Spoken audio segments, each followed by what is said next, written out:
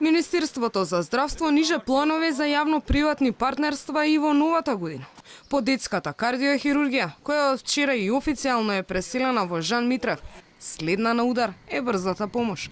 Изработката на физибилити студијата за оправданост приватниот сектор да ја финансира и да стопанисува со брзата помош и со домашната посета преку сличен договор се уште не е започнат, а тендерот беше објавен пред 2 месеци. Причината за пролонгирање на анализата останува непозната, но министерот Филипче вели дека официјален потпис не е ставен по барање на фирмата која го добила тендерот.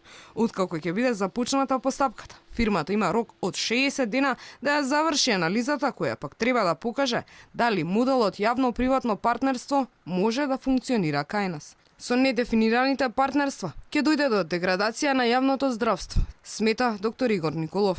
Секако еден здравствен систем треба да биде составен, значи е составен од јавно и од приватно здравство, но потребен е да има еден природен баланс кој што не би бил поголем од 80 со 20%.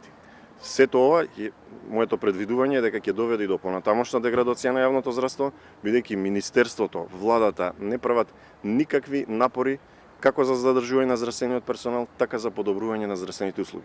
Студијата за можно јавно-приватно партнерство на брзата помош и домашната посета беше најавена пред неколку месеци, откако министерот јавно призна дека овие служби се во лоша состојба. Физибилити студијата треба да покаже дали моделот јавно-приватно партнерство е оправдан за овие служби.